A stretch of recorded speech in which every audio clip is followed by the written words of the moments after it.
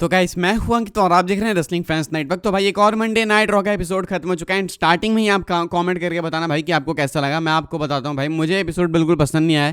Show शुरू होता है भाई, Monday night raw kick off होता है सेथ रॉलिंस सीएम पंक वगैरह के साथ में। एक्चुअली सीएम पंक अपने प्रोमो से शो को शुरू करते हैं, सेथ रॉलिंस भाई अपने खुद के प्रोमो से इंटरप्ट करते हैं एंड ब्रॉन ब्रेकर को छोड़ देते हैं पंक के ऊपर अटैक करने के लिए। देन उसके बाद आते हैं भाई सेमी जेन सेव करने के लिए, लेकिन ये Seth Rollins Bron Breakker still भारी पड़ते हैं। जे उसो भी आते हैं, स्टिल भारी पड़ते हैं, लेकिन स्टील चेयर लेके आ जाते हैं भाई जब ये लोग। तो सेथ रॉलिंस एंड ब्रेकर को स्टार्टिंग के सेगमेंट में स्केप लेना पड़ा एंड इसके बाद ही पता चल गया था कि ये पूरे शो में इस चीज़ को कंटिन्यू करने वाले। तो सीएम पंक के प्रोमो का इंटरप्ट किया रॉलिंस ने एंड ये चीज़ बदली एक ब्रॉल में, जहाँ पे अपर हैंड मिला सेमी जेन सीएम पंक जे उसो को जब वो स्टील चेयर्स लेके आए। तो यानी कि स्ट्रॉन्ग यहाँ पे still Seth Rollins and Braun Breakker ही दिखे।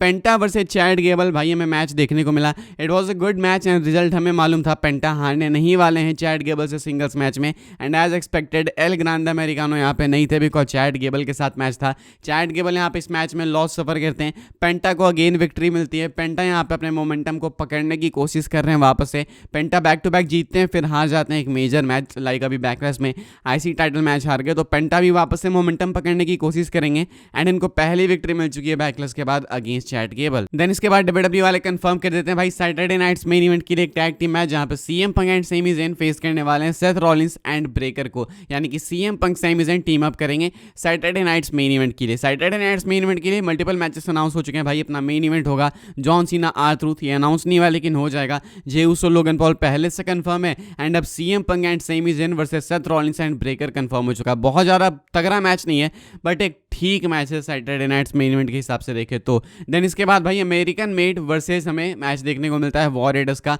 न्यू डे भी यहाँ पे प्रेजेंट थी भाई। इस मैच के अंदर विक्ट्री मिलती है अमेरिकन मेड को, न्यू डे का इंटरप्शन भी था, अमेरिकन मेड को मिल चुकी है विक्ट्री एंड वॉर रेडर्स अब हो चुके हैं पीछे। तो मैच में ज़्यादा कुछ था नहीं बात करने को, एक टैग टीम मैच नॉर्मल से ज़्यादा जैसा रहता भाई वैसा सा टैग टीम मैच था। Nothing special, nothing extraordinary, एक normal match and American Made को यहाँ पे विक्ट्री मिल गई। देन इसके बाद गुंथर कन्फ्रंट करते हैं भाई जे उसो को।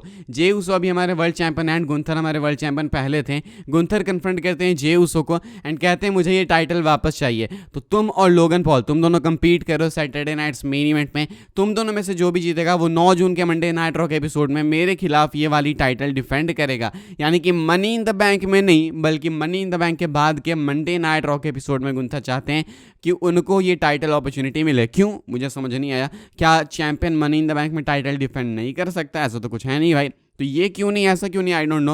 लेकिन फिलहाल अब यही है, कहते हैं कि मैं चाहता हूं कि तुम डिफेंड करो ताकि मैं बदला ले सकूं। बाकी जो भी चैंपियन रहेगा सैटरडे नाइट्स मेन इवेंट के बाद मैं उसे फेस करूंगा, उसे चैलेंज करूंगा वर्ल्ड चैंपियनशिप के लिए मंडे नाइट रॉ के एपिसोड में, जो कि होगा 9 जून का एपिसोड। क्या आपको लगता है कि डब्ल्यूडब्ल्यूई वाले यहाँ पे गड़बड़ कर रहे हैं? आखिर ये मनी इन द बैंक में क्यों नहीं कर सकते हैं? कॉमेंट करके बताना आपको क्या लगता है इसके पीछे का क्या रीजन होगा। इतने भाई बैक स्टेज अटैक होता है जे उसो पे ब्रॉन ब्रेकर का, यानी कि जे उसो को हर तरफ से बजाया जा रहा है भाई एंड ब्रेकर वर्सेस जे उसो का मैच अगले मंडे नाइट रॉ के लिए कंफर्म भी हो चुका है।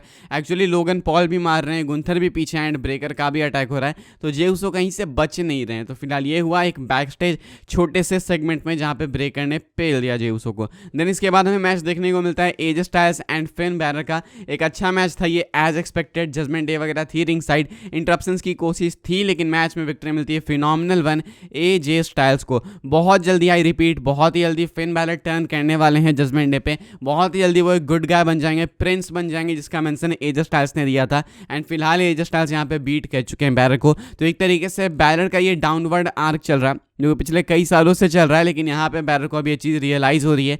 बहुत ही जल्दी वो डंप करेंगे जजमेंट डे को एंड वापस से वो फिन बैरर बन जाएंगे जिसे फैंस देखना पसंद करते थे। देन इसके बाद भाई हमें बेकी लिंच का प्रोमो सेगमेंट देखने को मिलता है and this was a good promo I will say भाई। यहाँ पे बेकी लिंच बहुत सारी चीज़ें एड्रेस करती हैं, बैकलेस लॉस को भी एड्रेस करती हैं। कहती हैं कि मैं हारी नहीं बैकलेस में, बिकॉज तुम देखो तो रात मैंने बिताई होटल में मस्त शॉट्स लेते हुए एंड उधर लायरा वेलकैरिया कहाँ थी, वो हॉस्पिटल में थी। तो टेक्निक ऐसे देखो तो विनर कौन है? विनर मैं हूँ, क्योंकि मैंने अपनी रात निकाली भाई मजे में। देन इसके बाद आगे कंटिन्यू करते हुए बेकी लिंच कहती हैं कि तुम लोगों ने मुझे बहुत बुरे तरीके से ट्रीट किया, ये बोला वो बोला, अब तुम लोगों ने मुझे जितना भी कुछ बोला है मैं सब सच साबित करने वाली हूँ एंड अब तुम देखना भाई विमेंस लॉकर रूम का हाल क्या होने वाला है। अब मैं सबको पीछे रखने वाली हूँ, पीछे खींचने वाली हूँ, यानी कि बेकी होगन वाले जो क्लेम्स थे वो बेकी लिंच एक्चुअली में रियलिटी में बदलने वाली है एंड वो एक्चुअली में बेकी होगन बन के बाकी किसी को अपॉर्चुनिटीज़ लेने नहीं देंगी। इन्होंने अपने प्रोमो में साफ बोल दिया है एंड अपने आप को बाकी वुमेन्स लॉकर रूम से कंपेयर करके स्पेशल बताती हैं बेकी लिंच। तो एक अच्छा प्रोमो सेगमेंट था ये, आप कह सकते हो कि बैकलेस के बाद बेकी ने जो अटैक किया था लायरा वेलकैरिया पे, उसके बाद ये एक वर्थ इट सेगमेंट था, एक सही प्रोमो सेगमेंट था।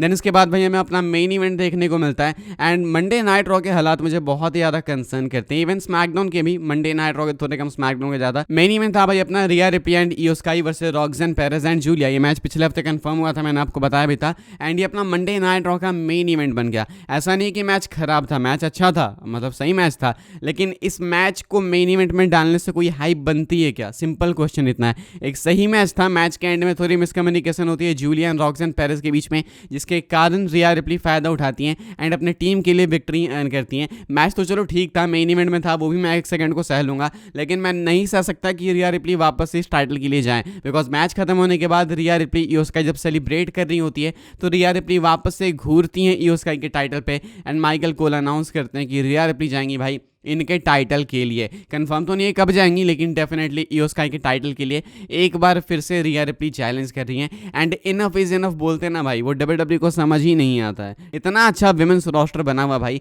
एनएक्सटी से लेके Monday night Raw, Friday night SmackDown, हर जगह ओवरऑल डब्ल्यूडब्ल्यूई में, लेकिन टाइटल के पीछे कोई नहीं जाएगी भाई, जाएगी तो सिर्फ रिया रिप्ली जाएगी। मतलब कहते हैं ना पेन इन द एस, ये वही बन गया भाई। रिया रिप्ली को देखने का मुझे 1% मन नहीं करता, इस कारण से कैरेक्टर पूरा खराब हो गया भाई, बिकॉज प्रूफ हो रहा है कि रिया रिप्ली टाइटल के बिना कुछ नहीं है।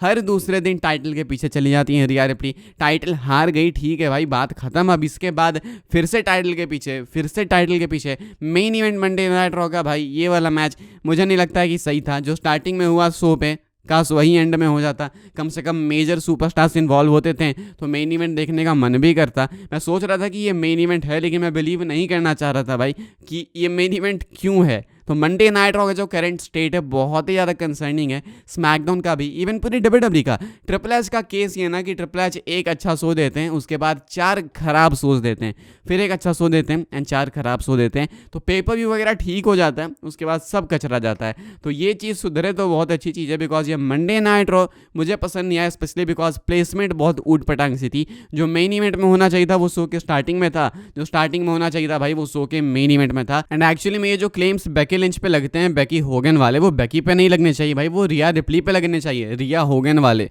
मतलब गजब सी बात है भाई, रिया रिप्ली पीछा छोड़ ही नहीं रही है इस टाइटल का। मुझे नहीं पता कि आप लोग इससे इरिटेटेड हो या फिर नहीं, बट बिलीव मी भाई मैं बहुत ही ज़्यादा इरिटेटेड हूँ। इतनी सारी फीमेल सुपरस्टार्स हैं but only this girl gets the opportunity and I am so sick of it, so sick of it भाई।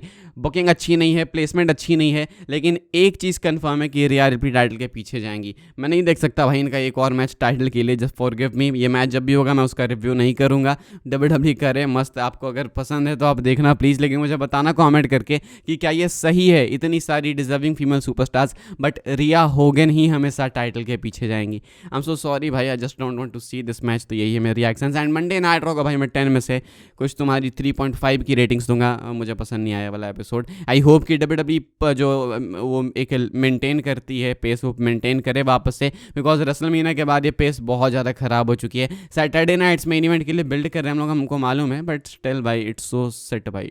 बाकी फिलहाल बस भाई ये थी मंडे नाइट रॉ की रिव्यू मेरी। अपडेट्स वीडियो के साथ मिलेंगे आपसे आराम से, वीडियो को लाइक कीजिएगा, शेयर कीजिएगा एंड ऐसे ही डब्ल्यूडब्ल्यूई की रिव्यू वगैरह पाने के लिए सब्सक्राइब कीजिएगा चैनल को। मिलूंगा मैं आपसे जल्दी ही अगली वीडियो में, तब तक के लिए goodbye, thanks for watching.